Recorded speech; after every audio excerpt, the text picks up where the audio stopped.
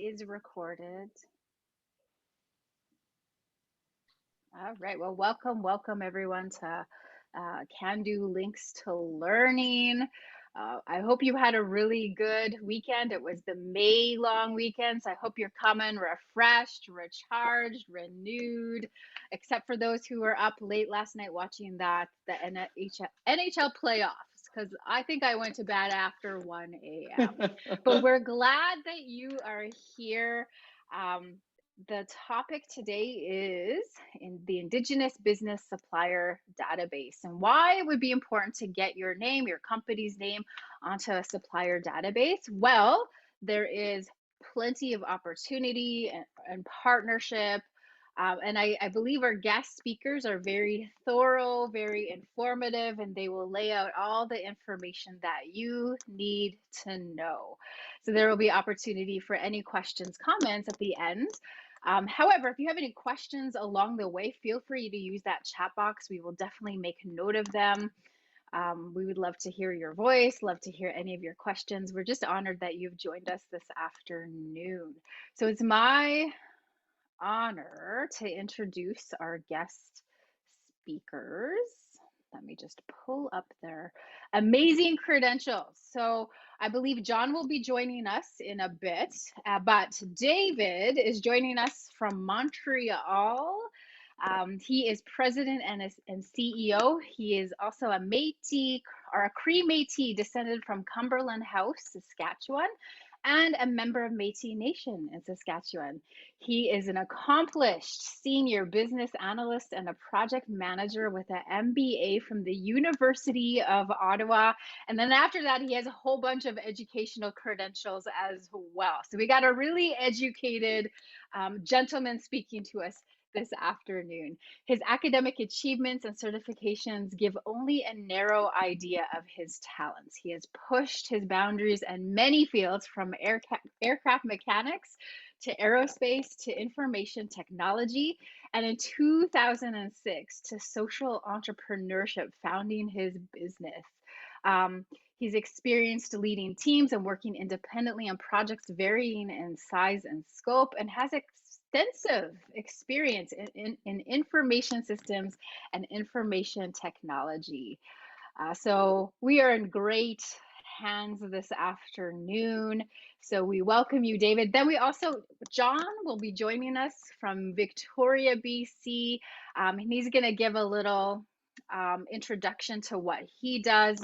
And he talks about how he provides engagement and support to the Office of Small and Medium Enterprises at Public Services and Procurement Canada. So John's goal is to ensure that the Indigenous business community and support organizations have the opportunity to actively participate in federal procurement.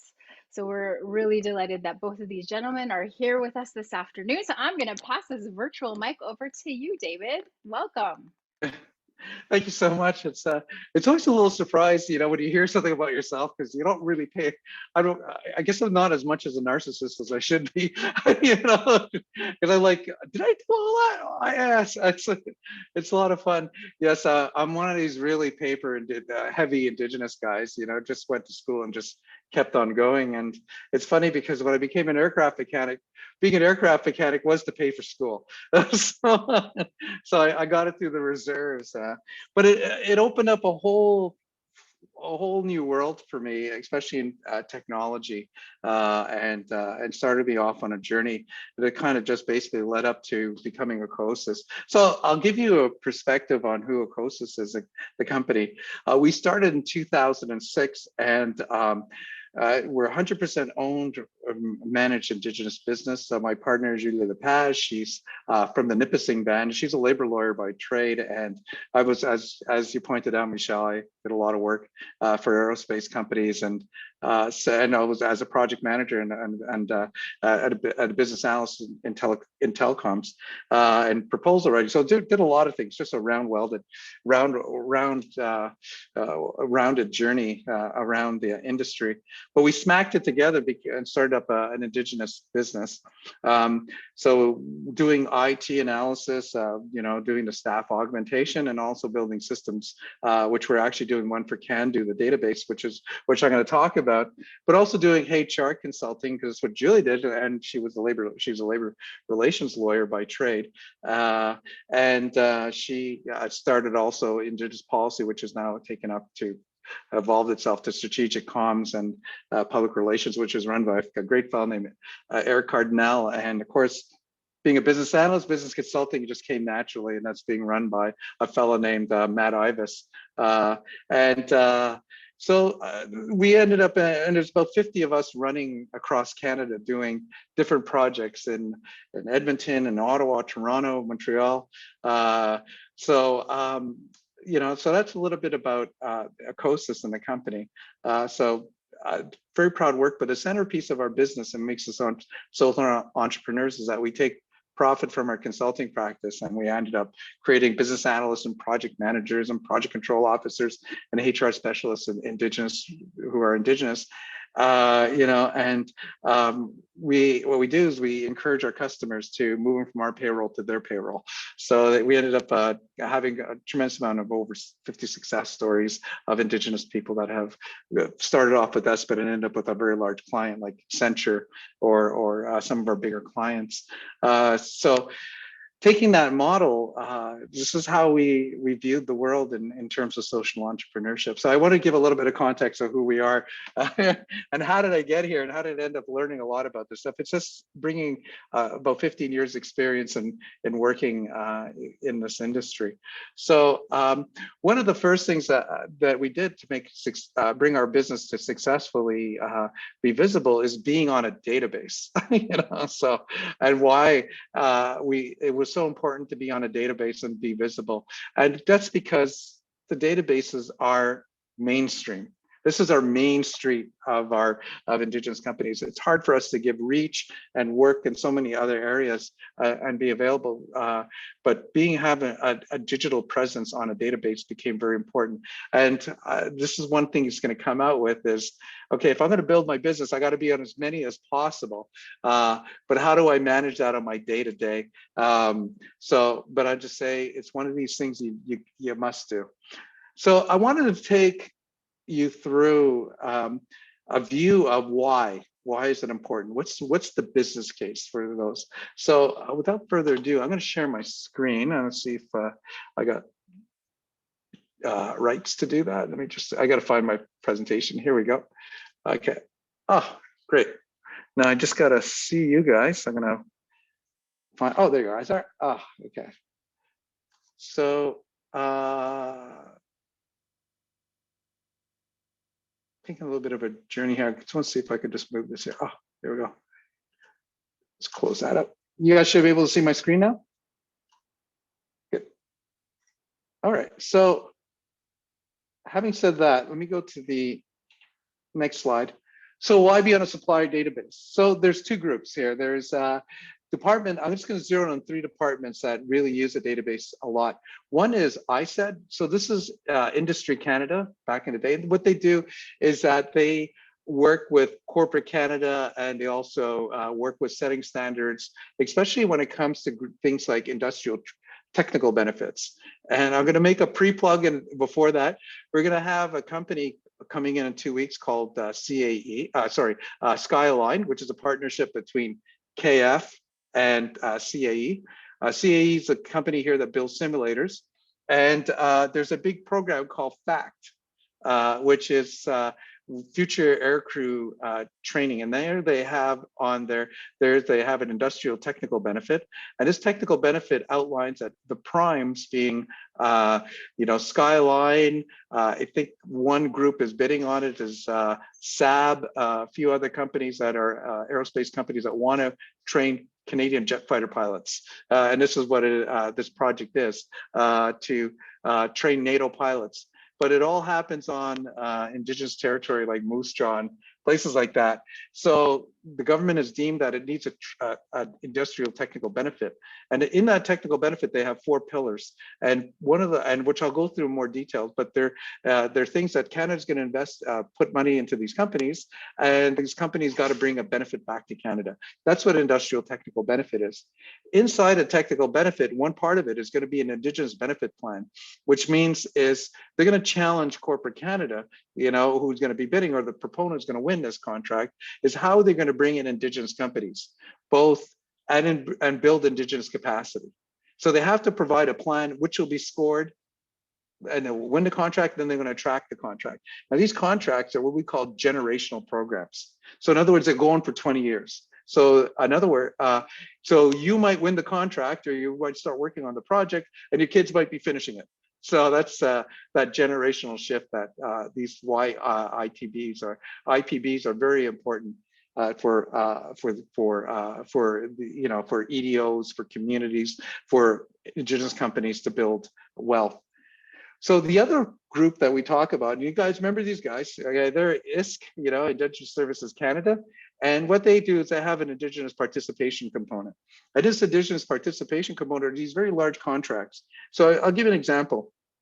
They have one contract for doing claims processing, which is First Nations Inuit Health Branch. So when you go, they have Indigenous, they have agreements with different communities, you know, that are recognized under the Indian Act.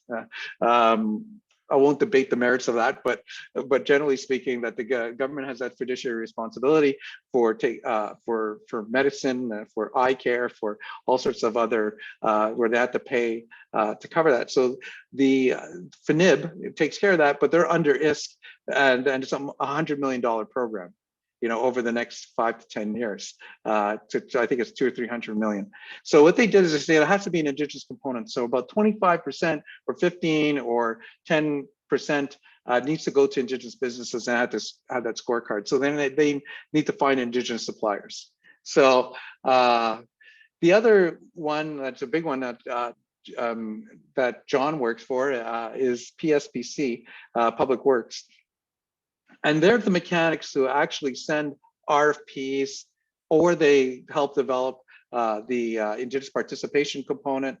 They also do the Indigenous Benefit Plans, so this is where you'll see them come out. And in order to do that, there's always one question, either your corporate Canada or even a government procurement officer, is they need to answer questions like, for example, who are the suppliers? You know, where are they located? Are they located near Moose Jaw? Are they located in Toronto, where our companies are? Are they located national? What do they do? What are their capabilities? We want to get the best talent, but also, are they, and more importantly, are they Indigenous? You know, so the certifications become very important. So organizations like Cando, who are working on getting it certified and saying this, and Acosys is an Indigenous business, it's very important to be on that and to work with a national Indigenous organization, especially if they can bonify your company as an Indigenous supplier. So having said that, let me try to zero in on industrial technical benefits, what I talked about. Now, remember, we talked a lot about the FACTRA and the future aircrew training. So capabilities for training jet fighter pilots. So then there they have offsets and they have direct spend. So direct spend would be like, I got an aircraft, everything around that aircraft that supports it.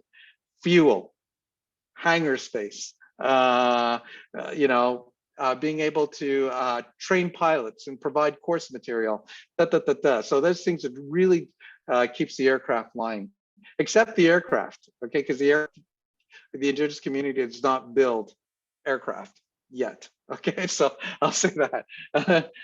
So one of the things is that they said that there's key industrial capabilities, which is new. They added this new section in there, and you know, and what they needed to provide in order to get those industrial capabilities, they have to understand the nature of the market, the domestic capabilities, the high value work opportunities. What, you know, are we going to be giving jobs to engineers? Are we going to be, or just people that are going to dig a ditch? You know, so we have to have those understanding of those capabilities. And in there, they have to develop a value proposition. because government really wants is not the cheapest price, but the best value for money, the best value for taxpayers at the very end of the day. So I'm not making any of this up, okay? Apparently it's been updated, so I'll put a caveat there. There is a link to at the bottom of this presentation where you can actually get a lot of the information, but it's been updated, especially for FACT. I just found out that like a couple of days ago. So inside an ITB, they have mandatory, they have rated point criteria. It's being mandatory, it's yes or no. Either you can meet it or you can't, okay? And if you don't meet it, it means your bid fails. They have rated criteria, which means, you know, I'm gonna give a weight. So it's actually equals 3 or 4 points of that 10-point IPB that the government wants. So that's very significant because a 10 points or 10% could make or break somebody's deal. They can't change the aircraft, okay? They can't change the price on that because that's what it is, and so on and so forth. But what they can do is a variable to bring the best Indigenous benefit plan, because that could push it over the top. So that's where the criteria comes in, and where they deemed it as in is what they call the KICs, or the key industrial capabilities of the value proposition. So that's where they pace the most higher, you know, the weighted average for what the requirement is. So these are things you gotta get to know and pay attention to. So where the model, the value proposition, okay, evaluation is there's 2 things. One is like, for example, in a defense procurement, it's 20 million and above. And these can be up to 100 million, 300 million. So to give you perspective, D&D, Department of National Defense, is going to spend, I think the number was, if I remember my memory here, is that they're going to spend, I think, $100 billion over the next 10 years in you know, on unmanned vehicles, cybersecurity, or surveillance, on defense spending. So it's just not tanks or ships or planes. It's a lot of things, and a lot of them are going to happen over Indigenous. This is where they train. You know, if you look at Wainwright, Alberta, or anywhere those other areas. So there's a very heavy component. And as Canada moves into the economic reconciliation, you know, that value comes up more. But you know, when you look at that generational programs over the next 10 years, this is what Canada is going to be investing in: defense. Coast Guard, over $100 million. There's new programs that are coming out, and it's just not ships on the coast, but there's also inland ships, right? So basically, you know, Canada is riverways and so and the Coast Guard works, and they have you know, an Indigenous engagement strategy and framework that they deal with, and procurement is one of those it's part of that framework. So there's 2 areas that were very, very important for us, you know, as Indigenous people. I'll just zero in on them for you. Is the Canadian strategy development, and if you look at in terms of what the KICs are, R2 is medium on the KICs, medium, okay, and then very high on the incentivizing Canadian work or direct supplier development. So this is very, very high. And now what they do is they add a multiplier on that. So if you can develop, I'll take, you know, Skyline, who's going to be on the next presentation, you know, where they're going to say, okay, well, if I develop, you know, a business in Canada, you know, I spend $1 million. Okay, it's a 1-to-1 relationship. You know, the government will count that as. But however, if I put it on an Indigenous community, oh, well, a second, that $1 million now turn into $2 million because it's a multiplier too. If I do it on reserve, you know, we're a supplier on reserve, they may have had a multiplier of 3. If it's a woman-owned business on reserve, then it gets a multiplier of, let's say, 4 or 5 or whatever that situation. So that $1 million turns into a $5 million spend for to build those supplier capabilities. And the other side of the coin they're asking is the skills development. Can they invest in internships? Can they bring up and create aircraft technicians? Or can they create to do other opportunities? Is there mobility for somebody to become from a ground operator to working in the tower? You know, so along those lines. So what you know, career mobility, or are they going to invest in, let's say, STEMs, which is the science, technology, engineering, mathematics, to bring up Indigenous, the new Indigenous talent into science and technology, especially in aviation. So, so when you look at criteria 2 in the value proposition framework, it's Canadian suppliers. It is small to medium-sized enterprises, okay, or so that kind of. And does it meet our key, key industrial capabilities, what we're looking for and develop the Canadian supply chain. So when we look at economic reconciliation and the 5% and so that becomes a very criteria. And it's been determined in case of Skyline and aerospace and other areas that Indigenous suppliers can meet the 3, what we call the tier level. So you have the prime, who's maybe the aircraft integrators, they're putting on the engines and so on and so forth. Then you have first tier with the guys who are building the engines, the guys who are building the landing gear, the guys who build the flight controls, so that kind of stuff. And then you got third and fourth tier suppliers, the person who's supplying the screws and all the rest of this kind of stuff, down to a component level, the wiring harnesses, for the electronics. So that's Indigenous people are fitting within the third and fourth tier level of being able to have that, having manufacturing capability on and off reserve. That's very key. So going back to the kicks, that becomes a very interesting thing for a company like CAE, who's building simulators, and they want to have wiring harnesses that they need for their simulators. So when we look at our 5, skills and development, as I mentioned to you, integrated learning programs, cooperative education, where I kind of send someone to go and work in a field, but then I bring them back to school for another term. Work placements, as soon as you graduate, you can come work for us. Apprenticeship programs, still in training, but you're going to get your construction cards. New existing development programs, post-secondary, and additional multipliers. So as I mentioned to you, those are the things that add to business case for what we call the primes to come and work and engage with the Indigenous community. So Indigenous Benefits Plans, I explained this, I went down, but generally speaking, encourages departments to procure more than $1 million to increase the value of contracts, and this is towards that 5%. So government is committed to and it was announced in the budget that they're going to, spend 5% of their total spend. I don't remember the exact number, but if you just to put the numbers here, let's pretend, and government's the biggest buyer. Let's pretend it's $100 billion. Okay, 5% is going to go towards Indigenous businesses in various forms. So it's not just, and if you look at that, 50% of it is services. So just to give you a perspective on what does that value mean? So it's just not pencils and paper like they traditionally used to do, or desks. It's also about IT services. It's also about whatever you can manufacture. And then what we learned through working with the PP, that there is the ability to, I'm just going to admit this guy, the ability to, build a manufacturing base on reserve. So EDOs, this is something you really got to zero in on.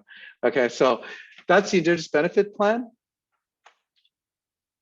So I'll talk a little bit about PSAB. Okay, so PSAB is run under the preview of ISK. It was born out of after the Oka crisis. It's actually part of the Royal Commission of Aboriginal Peoples report, where government has committed itself to do business with Indigenous businesses. So back in 1996, that's what they went out to do. And these are to assist contracts to help actually build wealth and capability, supplier capability within the Indigenous communities, on and off reserve. So they have mechanisms here. One is the mandatory set aside, as we talked about, things that are targeted for the Indigenous businesses, like they have to do it, they have to put out that spend. The other side of the coin is voluntary set asides. And voluntary set asides is basically a department. If there's Indigenous capacity, they can voluntarily set aside parts of those contracts for Indigenous businesses. So those are two, mandatory set-asides and voluntary set-asides. But the way they decide on voluntary set-asides is they need to understand what the capacity is. Joint ventures is another way they can, Indigenous companies can actually fast track. And we have a couple of joint ventures ourselves with PricewaterhouseCoopers, PwC, in order to respond to a particular business. Now, and in our joint venture, we do, well, not, we do revenue splitting. So in other words, 50% of Acosys has to fulfill the contract, and the other 50 could be spent with PwC, PricewaterhouseCoopers, and we do, and that's how we share. You can do different ways with margin splitting and you know, but joint ventures are generally saying. But the most important thing about joint ventures is got to be 51% owned by the indigenous entity. So that's why, and the incorporation, and it has to be, which I'll go a little bit further with certification. Incidentals is what that means is just basically an indigenous company happened to win the business, you know. So in cases like that, we bid on something mainstream, but we actually won it, but that still counts towards government spend. We talked about the indigenous component, conditional set-asides, where there's two more companies, indigenous companies indigenous business submit a bid, the procurement can set aside that by under the PSAB rules. That's capability. And of course, more importantly is the modern treaties or the comprehensive land claims. Some of these land claims have a designated procurement strategy. So like say Article 24 for the Inuit, it states on what they have to give certain amount of contracting to indigenous businesses, which make it into mandatory set-asides, or for any company to bid, whether you're prime or, so if you're building docks for government, you know, suddenly you might find yourself having to respond to an IPB or a mandatory set-aside according to the comprehensive land claim agreement. So those are things where you need to pay attention to. Corporate diversity spend. I love this one. Okay, so corporate diversity spend used to fall under corporate social responsibility, but they started to realize quickly that it's in the benefit corporate Canada to engage with indigenous businesses, because some of these government contracts, as you can see, has a Indigenous benefit plan, and that counts towards their corporate diversity spend. And in there, they report that back part of their scorecard as, you know, as part of their IPBs. However, if you take a look at companies like Ford and automotive companies and other manufacturing companies, where they try to do is they try to have a diversity of suppliers, women-owned businesses, indigenous businesses, Black and brown community businesses, you know, so you know, so they really zero in on building up that wealth of underrepresented groups. And they have a target, and they respond to it back on their back on their scorecard, how many visible minority companies that they have, underrepresented groups that they do, and they report that back on their as part of their corporate social responsibility on their I guess on their annual reports. So that's one. So I'll give you an example, two examples of actually scorecarding. So you have Suncor, and I'm not making this up. This was actually out of SAP Ariba, which is their vendor management system. So there's data that's captured. So they spent $836 million on indigenous businesses revenue that counts. They've had a target of reaching 230 million by 2025, and they exceeded that target as of today. So that's of 2019, pre-pandemic. So they worked with increase their supply chain by 15 new indigenous businesses, okay, and they surpassed their development goals before 2025. So you see the business case. And when you talk about partnerships for selling gas, 10 new Petro-Canada plus 2 new Petro wholesale sites, you know, and both of those sites are on reserve. So you can look at it. So that's nothing new. It's I challenge the EDOs. Can they get into other manufacturing? You know, can they get into aerospace? So and other great things. Can they do what they did with the PPE and start manufacturing masks and hand sanitizer and all sorts of things like that? So therein lies a challenge, but there's plenty of opportunity. When you look at it from a viewpoint of a province. This is Saskatchewan SASC Power Crown Corporation. You know, they 259 million, you know, since 2014 when they implemented, they had purchase orders issued to 37 different indigenous community, and they give a little breakdown, you know, 1 Grand Council, 3 tribal councils, 7 Métis locals in Saskatchewan. So they're trying to branch out in terms of about spreading the opportunities that they have. certification of suppliers and concierge support. So I wanted to zero in on that. What does that mean? Okay, well, I'll just take one part of it, just zero in. A concierge service is really with the NIO. In the case of Cando supports the Indigenous supplier. So it's good to be on a database, which is important. That's where that's your view on being on Main Street. However, when you look at it from you need some support. You need some support to connect. So usually corporations or a government buyer will call the organization and says, hey, do you have any IT companies? And they'll say, yeah, we've got tons. So they go right in their database and they pull out and say, here's a list of us. Do you got any in Quebec?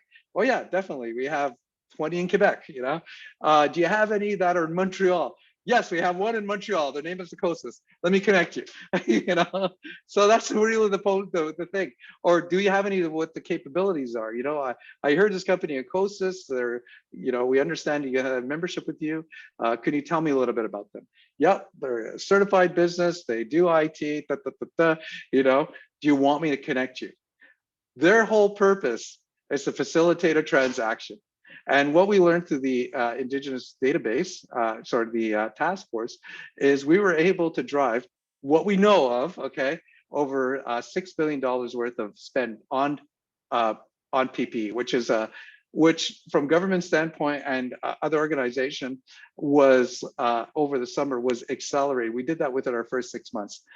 Now here's the thing about the concierge is that once the Indigenous business learns how to do this, they don't need us anymore because they already got the contact and they're already doing it and they're already doing transactions. So we weren't capturing all the other transactions that were happening past 6 million. So I would probably be able to put my money down if I was on a roulette table that there are contracts being handed out. I just don't know about them, and to my point, I found out a week ago when talking to a friend of mine who's actually a wholesale buyer for Quebec. She goes, oh, by the way, those 12 companies that you sent us? Well, we're doing business with three of them. And I was there like, what? Give me the data. I need the data. So she promised to give me data, So, but that's the focus of Concierge, to make it as easy as possible so that Indigenous suppliers can take money from government and corporate Canada. That's the function of it. So, and that's why they come back, and the most common question they ask is this business a certified business? So CAMC certifies, CCAB certifies, Cando is working on a certification with in terms of being able to ingrain that. However, being part of an association, an Indigenous association, you had to go through some vetting process. And of course, PSAB does it. And what the PSAB, being on the PSAB database, allows you to do business with government. These, other than Cando's working very closely with PSAB, we do the certification. We also put them on the PSAB list so that people could do business with the Indigenous suppliers. The Indigenous supplier can do business with government. And finally, the CAMC certification but for corporate Canada accepted, but for doing business with government, they need to go through the PSAB process. So they need to exist on those databases as well. I just beat the hell out of the concierge role here. I had it, but basically they work with the EDOs. So that's where we're going to bring in and work with your suppliers, your community, and the supplier coordinators. Trying to understand the capacity, help source, as I point out to you, and support the sending out of RFPs. So normally, OSME, working with my counterpart, John Johnstone, he would basically, hey, new opportunity, we've helped blast it out there, get it in front of the right suppliers. And the validation of the Indigenous status, and also the creating those connections. As we did, was what we're trying to do is increase that spend, that velocity spend. And, and what's interesting about the Indigenous, there's two things that happen. Government can direct spend, in other words, direct a contract. If it's for services under 40K, they identify business and they can send them a request for a quotation or an RFP. If it's for products and services, it could be 25,000 or less. They don't have to go to multiple bidders. Now, if it's $10,000, they have credit cards. So they could just basically, purchase online, get the equipment. they need that for anything less than 10,000. And we know that there's 10,000 credit cards out there with across government with a $10,000 limit. So if you look at that, that's the market size. So we also help determine, the PPE, who's had masks and other PPE and where they can deliver. So that's what we were able to do, and this is what I was able to do by handing that that company, that wholesale company, 10 suppliers. Able to say, okay, these are suppliers you may be looking for that meet your criteria by using the database. So the requirements for application, you got to be 51% more for to be considered an Indigenous business. And where joint ventures become very interesting is the thing about Indigenous communities. What we have is we have land and we have people. Joint venturing can fast track capability. So certifications to be able to, let's say, work on an aircraft, you joint venture with a company, who's building a component, and then they can transfer that component by the joint venture into an Indigenous component. So they can also build it on reserve. They can do all sorts of things like that to start a manufacturing base. Or the capability in our particular case, we needed a joint venture on a very large contract, ESDC. It was 35 million. We're looking at our capability to bid and everything else. We said, no, we got a joint venture. So we joint ventured with PwC, and formed the 51%. And now we're actually splitting the revenue along those particular lines. To do, but what they did was they brought capability and project references that we did not have. So we could not meet the mandatories, but through the joint venture, we were able to meet the mandatories and the rated and enhance our rated criteria for that Indigenous spend. The other thing you need to produce is proof of Indigenous heritage and the SASC card, the Métis card, the Inuit beneficiary card, the Congress of Aboriginal People affiliation, the settlements, also membership to the Métis Nation. So all of these, proof of identification will allow you to be able to say, okay, well, they are being Indigenous owned business. So you're not only that the majority shareholder, but you can prove that. And PSAB, before they award a contract, they'll do an audit. So you have to be open to being audited to be able to produce your Indigenous your card. So I had to produce my card up from the Peter Ballantyne band, as pointed out to me, the Métis Cree. So the Cree side comes from the Peter Ballantyne band, and I have my card. I had to produce my card, that I belong to the group, and I'm 100%. I'm an Indigenous person, and so before they awarded me the contract. Other considerations, when EDOs are looking at and they're building out their strategy to work with their suppliers to respond to IPBs, look at what the target base is. Look at the capacity initiatives that the Indigenous community wants to look at. Your communities want to look at the Indigenous supply chain. What can you include right away, and what do you want to grow to? So what do you need to joint venture and reach out to corporate Canada with? And look for those own businesses who could be a subcontracting opportunity. The application, again, working with Cando, the EDOs belong to, and more specifically, making sure that your suppliers are counted as part of that Cando membership, that affiliation. And Cando, of course, reciprocates the PSAB to make sure that they can do business with government. And so those reciprocating agreements are very focused on in terms of that government relations focus, that corporate relations focus.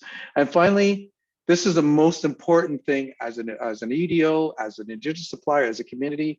You got to get your voices heard. So industry days become very important. And this is where Canada goes out, the procurement goes out and says, and consults with industry, says, we're writing requirements for the FACT program or the future aircrew training or these UAVs or Coast Guard, stuff like that. We want to hear, what is your capacity? Who do I contact? What are you looking for? And having these answers come up and explain them, and they help shape requirements that the Indigenous community can meet. So getting those voices heard and working with the associate, they're your biggest advocates. So if they turn around and you hear about a program like that, and that's exactly what I did. When I heard about the program, the first thing I did is I informed all my associations that I belong to, saying, you got to go there, you got to lobby for me. So as an Indigenous supplier, because that's what the membership does. That's the working of the collective. And of course, and most importantly, make your data visible. If you're not on a database, you do not exist. That's the bottom line. That is Main Street. That's where, as an Indigenous business, we hang our shingles. So I wanted to give you, I'm going to be conscientious. Is John here, by the way? Oh, he isn't. Okay, so, hey, you're stuck with me. So I got more time. What time are we at? Because I want to be conscientious. Okay, I got 15 minutes. So let me show you what the Indigenous database is. So we have the buyer interface. This is what we call a commodities-based database. And this is where the buyer sees it. And we made it as simple as possible because we were going back to first principles. We wanted to make it as easy as possible to take government or corporate money. So how we drive business. So we want to be able to drive business. So we created what we call commodity-based database. So meaning, and let me just get to it right away. I got to switch gears here. Oh, here we go. I'll stop sharing for a second, and then I'll share my screen here. Can you see that? Can you see the medical supplier database? Oh, good. Okay. So what we call is a commodity-based database. So if I'm a buyer, whether I'm corporate Canada or I'm government, working for a department, I got a $10,000 credit card, and I realize that I got to reopen my office in September, and I got to have masks, and I have to have sanitizer, and I have to have cleaning products, and I have to have a cleaning service. So I would basically look up, okay, I got to get masks. So I'll type in masks into the database, and I'm able to find, I hate live demos, by the way, because I'm right here on the phone, hey, 1 second. So it comes up pretty well. So I'm able to find out who are the suppliers. And I notice I have 7 pages of suppliers here on the database. And these suppliers, are across Canada. I'm going to change the database to show everybody in one shot where you can see them instead of page by page by page. So if you notice that these start to change where they're located. So I'll go back to the first one here, and I'll say, oh, geez, I got one in my area, okay, because I'm going to be up in up in work. I have offices all the way up in Inuit territory, and I can go see this company. And if you notice, this company is one of these companies they were doing Aurora Solutions. They were doing construction, but they realized because of the COVID and the communities, they had to pivot their business. So they reached into their supply chain and they started to sell PPE. So even though they're different, so if I look at them and say, okay, and the buyers understand this, by the way. So I can go visit their website directly as a buyer. And oh, it's blocked. I guess it's right to talk to those guys. Okay. Or I can look up the profile. I'm not doing this. It's blocked at their site, so they have some sort of security on it. I can go to their card, and I notice that this person is a Cando certified business. They've been verified. All right. And what they have is a product. They have disposable masks, disposable gloves, disinfectant wipes. And I can call up Tom Rotherdale and send him an email to say, listen, I got a quote. I got to find these particular products. And I understand. Or the flip side of it is, let me just go back here.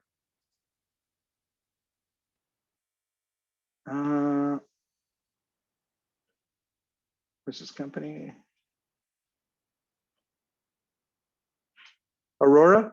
I can go and I can contact the concierge. And I can say, hey, David, I heard about this company, Aurora. They're up at, I tried to check out their website. It was not working. You can I get a little bit more information about it? I'm able to explain to them what Aurora is all about. And the bottom line, probably the guy's going to ask you saying, Do you think you can contact them and connect me with them? Because I need to buy, you know, I have 4 offices up in Iqaluit or wherever, and I gotta have 100 boxes on the shelves, for my employees that are returning back post COVID. So that's the way that would work, how the concierge works. Now, the other side of the coin, what we also created was a supplier database. So this is basically the back end. It's what feeds the front end of this. And this is where suppliers can actually self-serve, or the NGOs or the EDOs can help update their suppliers. So I'm going to take it from, if I'm the concierge. So I will, and this is the back end. So it should pop up over here. Can you see the CRM? Okay, thank you, Michelle. So I'm a concierge, okay, meaning that my job is to support the Indigenous suppliers. So I would go in the back end, and I'm able to support the buyers. So I would able to see, okay, how many buyers that I have to support, and I will just go to suppliers here. How many suppliers I could support, and I need to find out information on. As you can see in this database, there's approximately 476. Oh, we're up one. There was 75 last week. so 476. So these are 476 that Indigenous businesses that we can work in. I can get information about them. So let's pretend that the buyer has heard about Acosys. They're a great company. They're a fantastic company. And I got to find some more information about them. So I would just basically go to my database and go look up Acosys. Hey, you could do this before. So I can try to find them, and I notice, oh, well, here we got Acosys Consulting. So this is where they are. And, I can contact them. I can get up to David Acco, and get some more information about him. And what kind of information I can pull out about them. They, like, for example, the NAICS code. The NAICS code is what they call, this is where the supplier code is, what do I do from a government's point. So they can give me a NAICS code, and they could put it in there. So it's incumbent of me to populate all of these fields, and what's going to happen is we give a login that allows to go back into that field and update with their information. But as a concierge, I can import records of, say, if I'm an EDO and I only have about 15 companies, instead of, you can fill in an Excel spreadsheet, and then what'll happen is the system will ingest it and create all the profiles for you, or you can send the Excel spreadsheet to a concierge. So it's the way the database is built, and I used to look at it, is you can look at it as a supplier co-op, and this is good. Database is going to be expanded for what we call the phase 3 recovery. So right now we've gone through wave 1, where it was horrible. Businesses pivoted. We survived wave 2, and we're in the middle of wave 3. We're thinking it's not going to be a wave 4. If it's going to be a small little wave, but we're into the economic recovery. And the government's going to spend $100 billion of stimulus dollars, to rejuvenate the companies. So that's going to be made up of IPBs, IPCs, in the Indigenous context, set-asides, and also with corporate Canada, with their diversity spend. So when we look at those dollars, and you got to think about dollars, it's not the thing about with the dollar multipliers, what you said, you spend dollar. I don't know how it happens. Even though I got an MBA, I still don't understand how a dollar begat 7, but the multiplier of the dollar, the government's gonna put $100 billion into the economy. That's gonna really equal to 1 trillion. I don't know how it does that, but anyways, but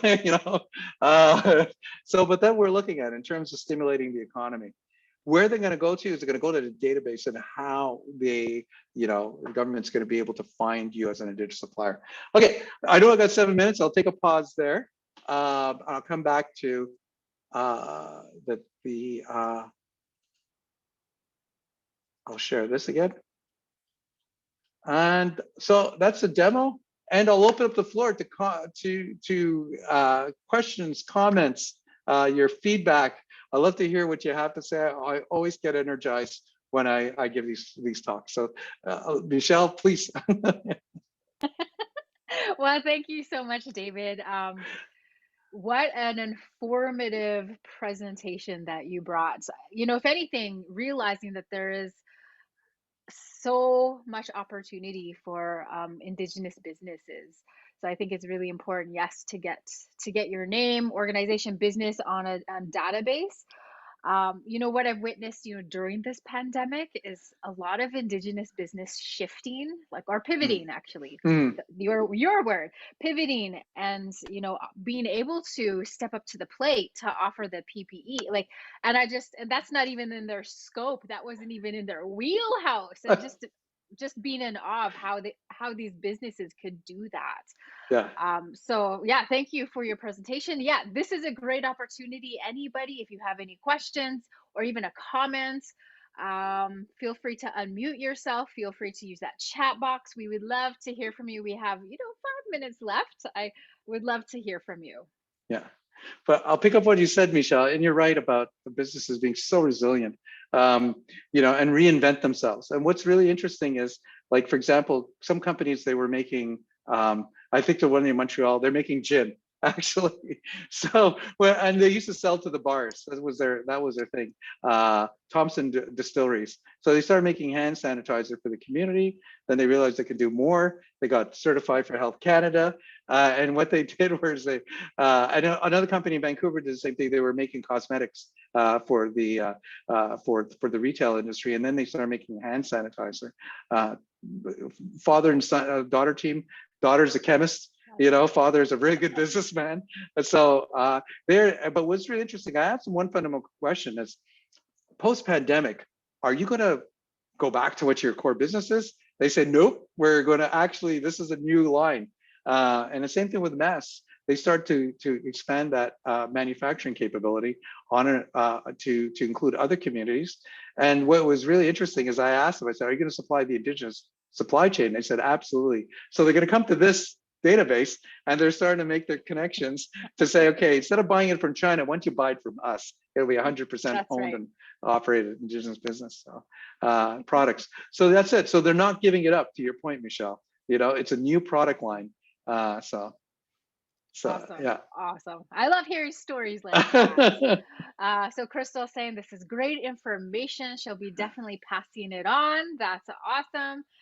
Earlier, Victor had asked about this PowerPoint, if you folks were going to get it, and you, Elizabeth, on the back end, she does send it out.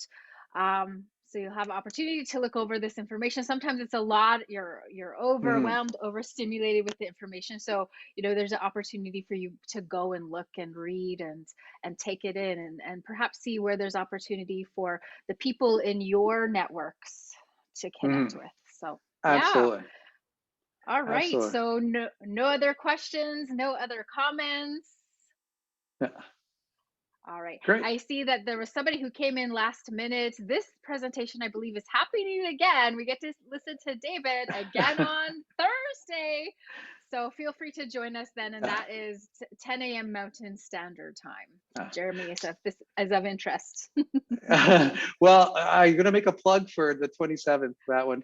It's because Skyline is going to be there. Skyline is responding to they're going to be the big integrator who are working on the FACT program with the Future Aircrew Training. That's going to be happening. There's 3 areas. I think Moose Jaw is one of them. Other areas in Manitoba and Saskatchewan. That's where you're going to train all the NATO jet fighter pilots. So if you're like me and you love jet fighters and planes, that's going to be a real scream. If you like the silence, I hate to break the news, it's going to get really loud there. But there's opportunity to be made, and Skyline's going to be there, and they're going to talk about their ITB and what they want to do with Indigenous suppliers and how they plan to make them. I'll give a brief introduction about that. So all the stuff that you learned here is going to apply to there, and we can talk to a real live industry looking for Indigenous suppliers and ask them the probing questions. So I highly, highly encourage you to be there and ask questions. There's no such thing as a stupid question. There's just wonderful answers. So and feel free to reach out to me after. I think they have my email address. Please ask me my questions. If something that's going to have a eureka moment that you think I gotta ask this question. So I'm available after the fact. Oh, love that. So Ken had asked about, can we get a link to Cando 476 supplier database? I'm not sure who would answer that question. Oh, absolutely. I'll put it right now in the chat. Oh, So, perfect. so in there, they have a supplier registration button. And if you didn't indulge me for 2 more seconds, I will share my screen again. And it's very easy to get to register. So if you click right at the bottom, you say register your business, please click here. It's both en français aussi, so pour les francophones. Okay, but you fill up it's a questionnaire, you fill it out, and that gets, we ingest that data, okay, and then they'll call you up, and then we'll start taking, because we need to put you on the PSAB database. And what'll happen is you'll go to, and I'll just go to Google here, Indigenous suppliers. Oops. Ooh, that's my emoji. I don't want that. I don't know. It doesn't recognize it. Indigenous. There we go. Suppliers, PSAB. I'm hoping that we get there real quickly. Ah, here it is. They have a database themselves, but you end up on this database. So we basically support getting onto this, and this is where the government buyers. This is the oh, here it is. Business directory for looking for a company or an email address, phone number. So I'll give you an example. Acco, if you know who you're looking for.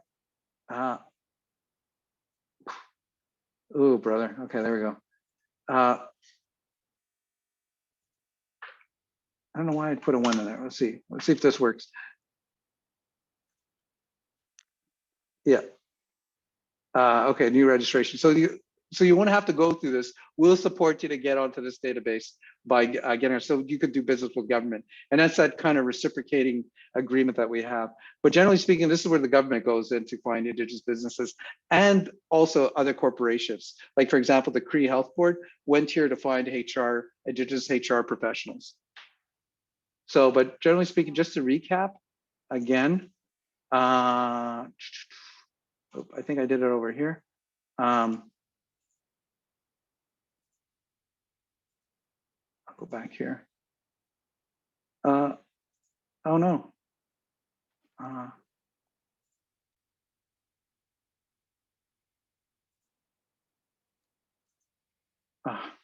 Probably just easier to do this. Okay. Just register your business right over here. We'll take care of the rest as your concierge. Did I answer your question? I'll stop sharing here. Okay. So that's my story, and I'm sticking to it. It was really great. Great to listen to you again, David. We're gonna listen to you again on Thursday. So Jeremy, or anybody who's come in later, maybe you just want to listen to this again, feel free to join us. You are welcome. So thank you everybody for being here. We just really honor our guest speaker and his words, his experience, his presentation this afternoon. So thank you so much. And I also feel like there's some passion in there too. That's awesome. So thank you so much, everybody. Have a good rest of the day, and just we give thanks to Creator for another opportunity of just virtually connecting. Hi. That's it.